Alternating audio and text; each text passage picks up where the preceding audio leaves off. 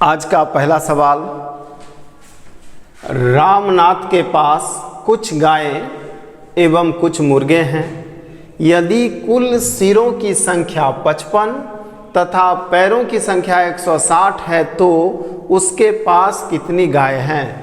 ये सवाल कई एक बार आप बना चुके होंगे। जब भी आप सेट बनाने बैठते होंगे ये सवाल मिलता है। एग्ज़ाम में ये बार बार सवाल पूछा जाता है।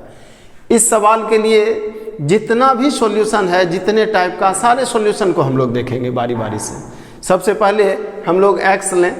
हम लोग गाय की संख्या लेते हैं, गाय एक्स।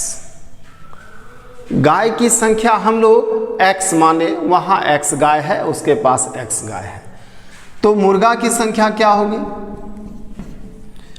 55 minus x. अब कहिए ये 55 माइनस एक्स हम लोग क्यों लिखेंगे? तो टोटल संख्या 55 है। मुर्गा और गाय दोनों मिलाकर कुल संख्या कितना है? 55। क्वेश्चन कह रहा है कुल सिरों की संख्या 55 है। अगर वहाँ 55 सिर है तो पक्षी हो जानवर हो, कुल संख्या भी 55 ही होगा, क्योंकि जितना जानवर होगा उतना सिर होगा, जितना पक्षी होगा उतना सिर होगा। क्वेश्चन कहता है कुल सिरों की संख्या 55 है। कुल सिर 55 है तो जानवर भी वहाँ 55 होंगे। तो अगर गाय एक्स है तो मुर्गों की संख्या क्या होगी? 55 माइनस एक्स। अब गाय को कितने पैर? एक गाय को 4 पैर। एक गाय है तो 4 पैर, 2 गाय है तो 2 गुना 4 पैर, 3 गाय है तो 3 गुना 4 पैर, और एक्स गाय है तो एक्स गुना 4 पैर। तो गायों की संख्या 4x, गाय के पैरों की संख्या 4x और मुर्गा के पैरों की संख्या क्या? तो 55 माइनस एक्स। अब इसको 2 से गुना करेंगे क्योंकि एक मुर्गा को 2 ही पाँव है। अब ये पैर गाय का, ये पैर मुर्गा का, और दोनों को जोड़ लें तो ये कुल पैर होगा जो आपके क्वेश्चन में दिया है। कुल पैरों की संख्या क्या? 160 बराबर 160 हम लोग लिख सकते हैं। क्या लिख सकते हैं? x का मान निकालेंगे और आंसर आएगा। इस बात को ही आपको समझना है, ये समीकरण कहाँ से आया। आप समीकरण बनाना सीखेंगे फिर तो कैलकुलेशन बहुत आसान है। x माने गाय तो मुर्गा का संख्या निकालना आसान हो गया। अब गाय हमारे पास है तो गाय के पैरों की संख्या निकालना क्या बड़ी बात है। हम लोग बचपन से पढ़ते आ रहे हैं गाय एक चौपाया जानवर है, गाय को 4 पैर है। तो गाय को 4 पैर है तो जितना गाय होगा सबको 4 पैर होगा। 4 से गुना कर दिए गाय का पैर, ये मुर्गा का पैर, दोनों को जोड़ दिए कुल पैर। कुल पैर की संख्या क्वेश्चन में दिया है 160। हल कर लीजिए। इसको हल कीजिएगा तो क्या आएगा? 4x प्लस क्या 110 माइनस क्या 2x बराबर क्या 160। ये 2x इसमें घट जाएगा तो बचेगा 2x बराबर 110, उधर जाकर घट जाएगा तो 50, x बराबर क्या 25। ये आपका आंसर है। हालांकि दूसरे तरीके में हम लोग आ रहे हैं। अगर आप आंसर को चेक करना चाहते हैं तो ऐसे भी चेक कर लीजिए। अगर 25 गाय वहाँ है तो 30 मुर्गा होगा, क्योंकि दोनों मिलकर 55 होना चाहिए। क्वेश्चन कह रहा है ना सिर की संख्या 55। तो गाय को कितना पैर होगा? 100। मुर्गा को कितना पैर होगा? कुल मिलाकर 60। तो कुल मिलाकर पैरों की संख्या क्या 160 क्वेश्चन में भी दिया है। यहाँ से भी आप चेक कर सकते हैं कि आपका आंसर सही है। हालांकि चेक करने का कोई आवश्यकता नहीं है, प्रोसेस सही है तो आंसर तो सही आएगा ही। आइए इस क्वेश्चन के लिए दूसरा विकल्प हम लोग लेते हैं। ऐसे क्वेश्चन को आप एलिगेशन मिश्रण विधि से भी बना सकते हैं। ताकि मिश्रण के लिए हम लोग अलग से वीडियो लाएंगे। फिलहाल इस क्वेश्चन को मिश्रण के तरीके से कैसे बनाएंगे जरा सा देखते हैं। मान लेते हैं वहाँ सभी गाय हैं, वहाँ सभी गाय हैं, 55 सिर है और सब के सब गाय का सिर है। तो वहाँ पैरों की संख्या क्या होना चाहिए? 220। एक गाय मतलब 4 पैर। अगर 55 गाय है तो 55 गुना 4 पैर 220। अब मान लेते हैं कि वहाँ सभी मुर्गा है तो पाँव की संख्या क्या 110।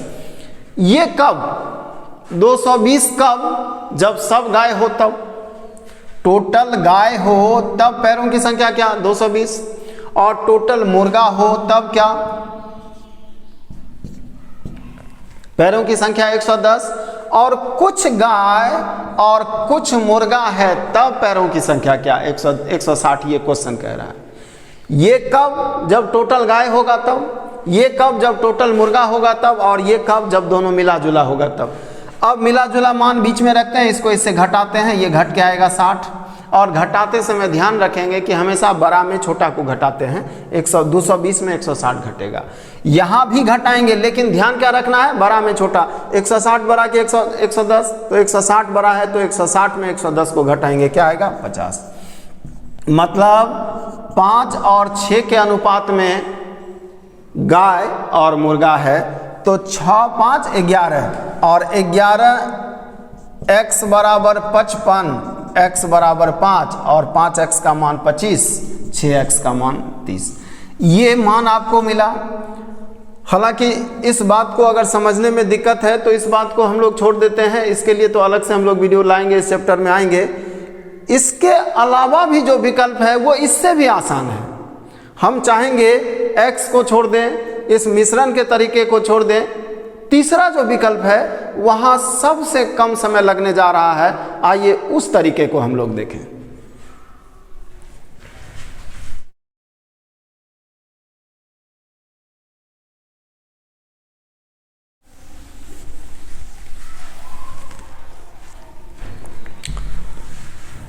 देखिए,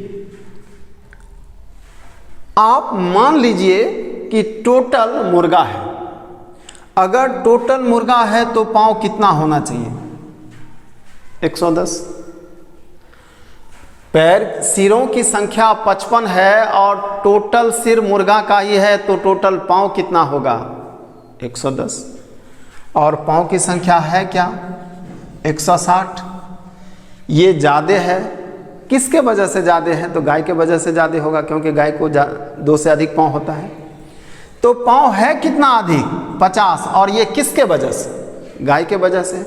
और एक गाय जब शामिल होती है तो दुगना से 2 पांव एक्स्ट्रा होता है। इसका मतलब है गायों की संख्या क्या 25। इस बात को समझने में दिक्कत है, एक बार फिर से समझिए आप। 160 पांव है, 110 पांव ही होता अगर टोटल मुर्गा होता तो इसका मतलब ये 50 पांव एक्स्ट्रा हो रहा है, दुगना से अधिक हो रहा है। किसके वजह से, गाय के वजह से।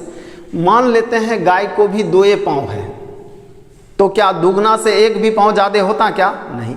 दुगना से ज्यादा हो रहा है, उसका कारण है गाय को 4 पैर है, तो 2 पांव से दुगना 2 पांव एक्स्ट्रा हो गया। तो एक गाय के शामिल होने से 2 पांव एक्स्ट्रा होता है, और कितना पांव एक्स्ट्रा हो रहा है 50, तो 50 में 2 से भाग लगा देंगे तो कितना गाय होगा 25। ये है गाय की संख्या। यहाँ सबसे कम वक्त लगेगा, आप ऐसे बनाना सीखिए। आइए अगले सवाल। अगला सवाल, गायों और मुर्गों के एक समूह के पैरों की संख्या उनके सिरों की संख्या के दुगुने से 14 अधिक है, तो समूह में गायों की संख्या कितनी है। बहुत आसान सा सवाल है, बिना पेन लगाए इस सवाल का जवाब आप दे सकते हैं। लेकिन इस क्वेश्चन के लिए x मान के आप क्या समीकरण लाते हैं, आप एक बार समीकरण देख लीजिए। फिर इस क्वेश्चन में हम उम्मीद करेंगे कि बिना कहीं पेन लगाए इस टाइप का क्वेश्चन आप बनाइए। आइए हम लोग हल करें। गायों और मुर्गों के एक समूह में पैरों की संख्या उनके सिरों की संख्या के दुगुने से 14 अधिक। हम लोग गाय और मुर्गा ये मान लेते हैं, x गाय है और y मुर्गा है। गाय की संख्या क्या x और मुर्गा की संख्या y। अगर x गाय है तो 4x पांव होगा, 4x पैरों की संख्या, और यहाँ y मुर्गा है तो पैरों की संख्या 2y, और दोनों को जोड़ दें तो ये क्या मिला पैरों की संख्या। ये क्या मिला पैरों की संख्या।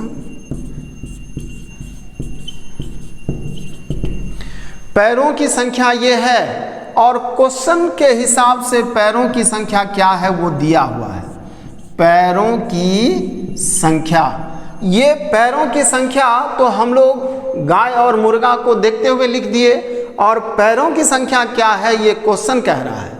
क्वेश्चन कह रहा है एक समूह के पैरों की संख्या उनके सिरों की संख्या के दुगुने से 14 अधिक है। पैरों की संख्या उनके सिरों की संख्या के दुगुने से 14 अधिक है, तो कुल सिर कितने होंगे?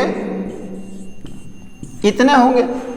गाय x है तो सिर भी x होगा, और मुर्गा y है तो सिर भी y होगा, तो कुल सिरों की ये संख्या। और क्वेश्चन कहता है पैरों की संख्या सिरों की संख्या के दुगुने से 14 अधिक है, यानी पैर कितना है? इतना है। पैरों की संख्या सिरों की संख्या के दुगुने से 14 अधिक है, तो ये पैरों की संख्या ये क्वेश्चन कह रहा है, और ये पैरों की संख्या हम लोग निकाल रहे हैं। तो ये भी पैरों की संख्या, ये भी पैरों की संख्या, दोनों बराबर है, बराबर ले लेते हैं। 4x प्लस 2y बराबर क्या? 2 into x plus y plus 14। ये भी कुल पैर और ये भी कुल पैर बराबर होगा। यहाँ आने के बाद सबसे बड़ा कंफ्यूजन क्या होता है कि लगता है इसमें दो वेरिएबल है, तो समीकरण भी है, दो चाहिए। दो वेरिएबल हल करने के लिए दो समीकरण चाहिए ना। तो हम लोग फिर क्या करते हैं कि दूसरा समीकरण खोजने जाते हैं, और जितना बार भी आप क्वेश्चन पढ़िएगा यही समीकरण मिलेगा, दूसरा समीकरण नहीं मिलेगा, क्योंकि इसी समीकरण से हल हो जाता है, y का मान यहाँ कैंसिल हो जाता है। आइए हल करके देखें। 4x प्लस 2y बराबर क्या? 2x plus 2y plus 14। 2y cancel, और ये 2x इधर आके घट जाएगा, क्या बचेगा? 2x बराबर क्या? 14। x बराबर क्या? 7। x का मान 7 निकला, x का मान 7, ये आपका आंसर है। गायों की संख्या 7। लेकिन इस क्वेश्चन के लिए कहीं भी पेन लगाने का ज़रूरत नहीं है, जैसा हम शुरू में ही बोले कि ऐसे क्वेश्चन को हम लोग बिना पेन लगाए आंसर देंगे। अब आइए हम लोग बिना पेन लगाए आंसर देने का प्रयास कैसे करेंगे। क्वेश्चन में क्या कह रहा है? पैरों की संख्या सिरों की संख्या के दुगुने से 14 अधिक है। सपोज करते हैं उस समूह में मुर्गा और गाय नहीं है, मुर्गा और आदमी है। उस समूह में गाय नहीं है, मुर्गा है और कुछ आदमी है, हम लोग हैं। तो क्या होगा? तो पैरों की संख्या सिरों के संख्या के हमेशा दुगना होगा। पैरों का संख्या सिरों के संख्या से क्या होगा? दुगना होगा, दुगना से ज़्यादा नहीं होगा। अब यहाँ दुगना हो रहा है और वहाँ दुगना से ज़्यादा हो रहा है। ज़्यादा क्यों हो रहा है? ज़्यादा गाय के वजह से हो रहा है, क्योंकि मुर्गा को 2 पाँव और गाय का भी अगर 2 पाँव ले लें तो दुगना तो होगा ही, लेकिन गाय को 2 पाँव और है, इसका मतलब दुगना से कुछ ज़्यादा होगा, और दुगना से ज़्यादा जो होगा वो गाय के वजह से होगा। एक गाय को शामिल करें मुर्गा के समूह में तो 2 पाँव एक्स्ट्रा होगा। कुछ मुर्गा है वहाँ, उस समूह में एक गाय को शामिल कर दें तो दुगना तो होगा ही पैर का संख्या, और दुगना से 2 एक्स्ट्रा होगा। यानी एक गाय शामिल हो ना तो 2 पाँव एक्स्ट्रा होता है, और 14 पाँव एक्स्ट्रा कब होगा? जब 7 गाय होगा। अब इसके लिए आप कितना पेन लगाएंगे? एक गाय शामिल हो तो 2 पाँव एक्स्ट्रा होता है, तो 14 पाँव एक्स्ट्रा होने के लिए कितना गाय को शामिल करेंगे? तो समूह में 7 गाय। कहीं पेन लगाने का जरूरत नहीं है। आइए अगले सवाल। अगला सवाल पिछले सवाल से ही मिलता जुलता है, और हम चाहेंगे कि इसका जवाब आप खुद दीजिए। गायों और मुर्गों के एक समूह में पैरों की संख्या उनके सिरों की संख्या के चौगुने से 20 कम है, तो समूह में मुर्गों की संख्या क्या है? वहाँ क्या था? दुगुना से अधिक था। यहाँ क्या कह रहा है? चौगुना से कम है। अब देखिए चौगुना से कम कब होगा? हम मान लेते हैं उस समूह में सब के सब गाय हैं, जितना भी समूह में है सब गाय है, तो पैरों की संख्या सिरों की संख्या से हमेशा चौगुना होगा। एक समूह में गाय ही गाय है तो पैर की संख्या क्या, सिरों की संख्या के चौगुने के बराबर होगा। अब चौगुना से कम क्यों होगा, कम क्यों होगा, क्योंकि उसमें कोई 2 पांव वाला शामिल हो जाए तो चौगुना से घटेगा। तो क्वेश्चन कह रहा है 20 पांव कम है, इसका मतलब अगर एक मुर्गा शामिल कर दें उस समूह में तो 2 चौगुना से 2 कम हो जाएगा, क्योंकि मुर्गा को 4 पांव होता नहीं है, और 4 पांव होता तो शायद लेग पीस पसंद करने वाले को और आनंद आता। आइए फिलहाल जाने देते हैं इस बात को। क्वेश्चन कह रहा है चौगुना से कम, तो चौगुना से कम होने का रीजन है कि उस समूह में 2 पांव वाला शामिल हो गया है, और मुर्गा को 2 पांव होता है, इसका मतलब चौगुना से 2 कम हो जाएगा। और एक मुर्गा शामिल होगा तो 2 कम होगा, 2 पांव कम होगा, और 20 पांव कम है, इसका मतलब मुर्गों की संख्या क्या, 10। ये आपका आंसर है, कुछ करने का जरूरत नहीं है। आइए अगले सवाल में आते हैं। अगला सवाल, और ये सवाल भी कई एक बार एग्जाम में आ चुका है। A/B बराबर B/C हो तो इसका मान बताएं। मान इसका बताना है, लेकिन कब, जब ये कंडीशन है तब, मतलब इस कंडीशन का यूज लेना है। क्वेश्चन कहता है A/B बराबर B/C हो तो, मतलब ये कंडीशन हो तो इसका मान बताना है, मतलब इस कंडीशन का यूज लेना है। तो यहाँ क्या कहता है, A/B बराबर B/C, ऐसा कह रहा है। अब ऐसा लिख सकते हैं B² बराबर AC। तो जो दिया है उसका यूज लेना है, इसका यूज लेकर इसका मान निकालना है। तो यहाँ हम लोग B² का मान AC निकाल चुके हैं। अब मान इसका देना है, क्या देना है, A पर पावर 4 और B पर पावर 4। अब देखिए यहाँ B² का मान आपके पास है, और यहाँ देखिए A पर पावर 4, और इसको लिख सकते हैं B² का स्क्वायर। B पर पावर 4 को B² का स्क्वायर लिख देंगे तो क्या दिक्कत है। अब आप सवाल उठा सकते हैं कि ऐसा लिखे क्यों। ऐसा इसलिए लिखे कि इसी फॉर्म में ये वैल्यू आपके पास है, आपके पास मान किसका है, B² का, तो B² का ही मान आप पुट कीजिएगा ना, तो B² के फॉर्म में मान ला दिए। अब यहाँ मान पुट कर दीजिए, A पर पावर 4, और यहाँ क्या है B² का मान क्या, AC, और AC पर स्क्वायर। अब A पर पावर 4 A² C², और 2 पावर कट जाएगा तो क्या बचेगा, A²/C²। ये आपका आंसर होगा। बहुत बार ये सवाल पूछा गया है। आइए हम लोग अगले सवाल में आते हैं। अगला सवाल, 1 वर्ष पूर्व अमर और सुरेश के आय का अनुपात 2:3 था। क्वेश्चन को अच्छे से समझना है, क्योंकि क्वेश्चन समझने में ही यहाँ परेशानी है, सॉल्यूशन बहुत आसान है। क्वेश्चन कहता है 1 वर्ष पूर्व अमर और सुरेश के आय का अनुपात 2:3 था। मतलब 1 वर्ष पहले 2 व्यक्ति के आय का तुलना हो रहा है। अमर 2 सुरेश 3, अमर 2x सुरेश 3x, अमर 2 लाख सुरेश 3 लाख, ये रेशियो है। अब क्वेश्चन कहता है पिछले वर्ष तथा इस वर्ष के उनके व्यक्तिगत आय का अनुपात इतना तथा इतना है। इस सेंटेंस को हम लोग नहीं समझ पा रहे हैं।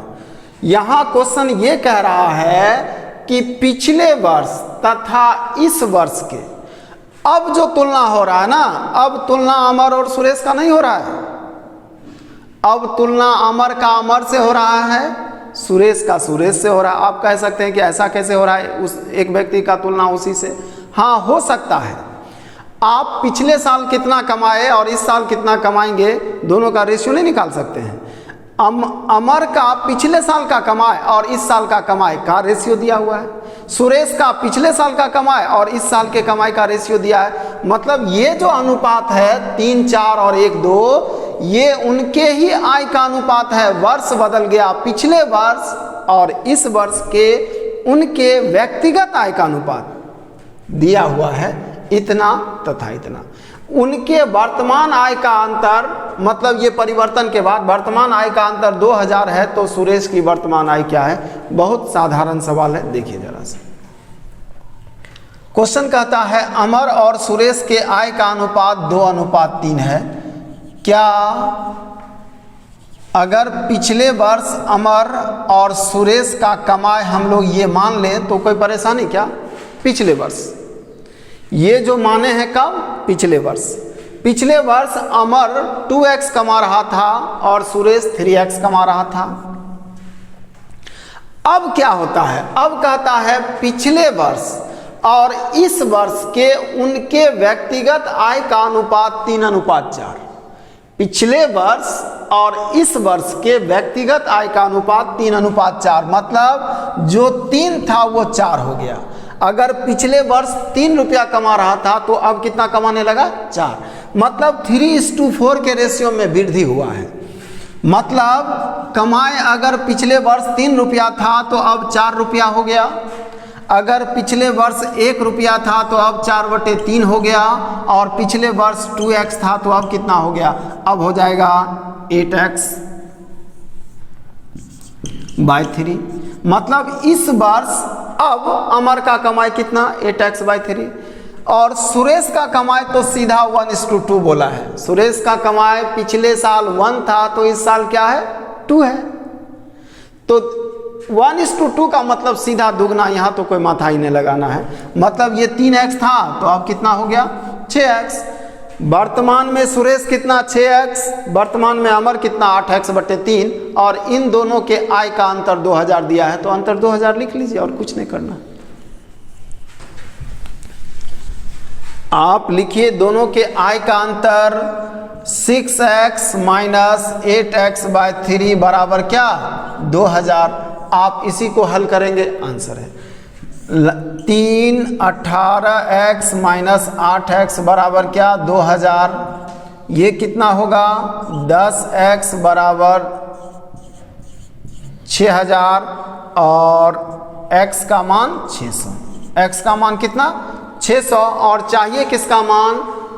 तो सुरेश की वर्तमान आय। सुरेश की वर्तमान आय कितना? 6x। x का मान 600, 6x का मान कितना? 3600। ये आंसर है।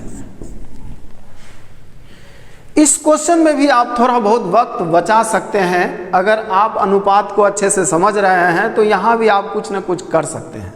इस क्वेश्चन को एक बार, इस तरीके को एक बार फिर से समझ लीजिए, फिर कोशिश करेंगे थोड़ा कम वक्त लग। हालांकि ऐसे क्वेश्चन में थोड़ा वक्त लगेगा ही, क्योंकि क्वेश्चन का स्टैंडर्ड अगर वैसा होगा तो कुछ ना कुछ वक्त आपको देना है।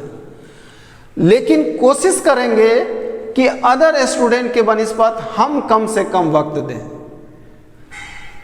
यहाँ अमर को 2x और सुरेश को 3x मान लिए। क्या इस बात में आपको कोई परेशानी है? नहीं है।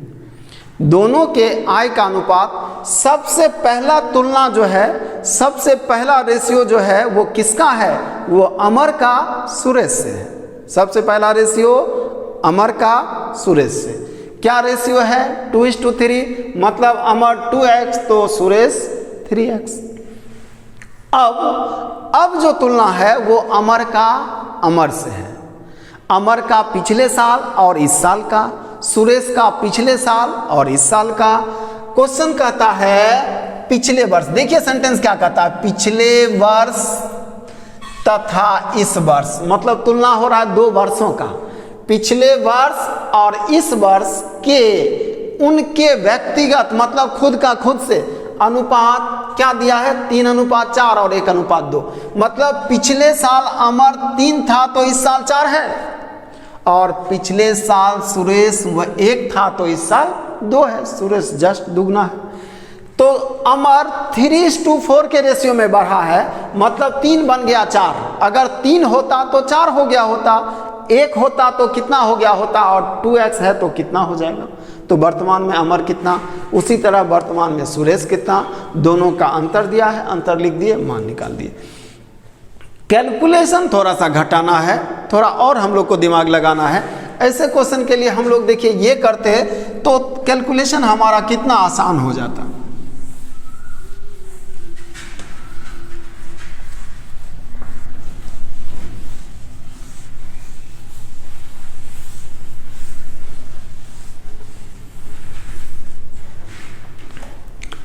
देखिए 2:3 है, यहाँ क्या है 2:3 है। 2 किसका कमा है, अमर का, और बाद में 3:4 बढ़ा है अमर, मतलब है 2 और बढ़ क्या रहा है 3:4, मतलब 3 रहता तो 4 आसानी से हो जाता, तो वहाँ 3 तो है नहीं, तो यहाँ हम लोग 3 बना लेते हैं, इसको 3 से गुना कर देते हैं। अमर क्या है, अमर और सुरेश 2:3 है ना, इसको 3 से गुना कर देते हैं तो ये 6:9 हो जाएगा। अब ये अमर है और ये सुरेश है। अब कहिए ऐसा कर देने से क्या हो जाएगा, ऐसा कर देने से आपका कैलकुलेशन बहुत आसान होगा, करके देखिए आप। अब इसको फिर से एक बार समझिए आप कि इसको 3 से गुना क्यों किए, क्योंकि ये जो बढ़ रहा है ना 3 से 4 बन रहा है, तो 3 होगा तो 4 आसानी से होगा, तो इसीलिए 2 को हम 6 बना दिए। क्यों, क्योंकि 6 में 3 होता है, 3 को 4 बनाना आसान होगा। अब देखिए हम इसको हम लोग हल कैसे करते हैं, तो ये 3:4 हुआ है, मतलब 3 से 4 हुआ है, तो 6 से कितना होगा 8 होगा। वर्तमान में अमर कितना कमाएगा 8, 3 से 4 तो 6 से कितना 8। फिर ये यहाँ तो कोई माथा ही नहीं लगाना, ये 1:2 मतलब दुगना, ये 18 होगा। दोनों का अंतर कितना, दोनों का अंतर 10 और दोनों का अंतर क्या 200, 2000। एक का मान 200, 18 का मान 3600, यहाँ आपका समय बच गया। इस तरीके को एक बार फिर से देखिए आप, सबसे मूल काम यहाँ ही है। अगर इस बात को समझ गए तो आगे तो कुछ समझना ही नहीं है। देखिए यहाँ क्वेश्चन कहता है कि अमर का कमाई 2 है और वृद्धि 3:4 हो रहा है। 3:4 का मतलब हुआ 3 रहेगा तब ना 4 होगा, तो 3 वहाँ है कहाँ, तो 3 वहाँ हम लोग ला दिए। तो जो 2:3 था ना, उसको अपने मन से दोनों को 3 से गुना कर दिए, तो ये 6 हो गया और ये 9 हो गया। दोनों को 3 से गुना कर सकते हैं ना, कर सकते हैं। अब देखिए अमर बढ़ा है 3:4 में, मतलब 3 बन जाएगा 4, तो 6 बन जाएगा क्या, 3 बन जाता है 4 तो 6 बन जाएगा 8, तो अमर का कमाई हो जाएगा अब 8। अब ये तो दुगना होता है तो 9 दूना 18 हो जाएगा। डिफरेंस कितना हो रहा है 10 का डिफरेंस दिया हुआ है 2000 का। ये तो यहाँ तो कुछ समझाना ही नहीं है। तो एक का मान कितना 200 और 18 का मान कितना, क्योंकि अमर का सुरेश का कमाई पूछ रहा है, 18 का मान 3600। कुछ नहीं है, किसी लेवल के क्वेश्चन को आप कम समय में कर सकते हैं। अगर वहाँ कुछ आप सोच पाए तो क्वेश्चन में क्या करना चाहिए, क्वेश्चन कैसे बनाना चाहिए, सब क्वेश्चन आसानी से बन सकता है। अगर आप क्वेश्चन से जुड़िएगा तो, लड़िएगा तो, समझिएगा तो, बनाइएगा तो। आइए अगले सवाल में आते हैं। अगला सवाल, और अगला सवाल क्या कह रहा है, 1 वर्ष पूर्व अमर और सुरेश के आय का अनुपात 3:4 था। पिछले वर्ष तथा इस वर्ष के उनके व्यक्तिगत आय का अनुपात 4:5 तथा 2:3 है। उनके वर्तमान आय का योग 4160 रुपया है, तो अमर की वर्तमान आय क्या है। 4 ऑप्शन आपके पास है और ये हूबहू क्वेश्चन अभी आप समझे हैं। तो हम चाहेंगे इस क्वेश्चन को आप खुद बनाइए और आंसर कमेंट बॉक्स में भेजिए। धन्यवाद।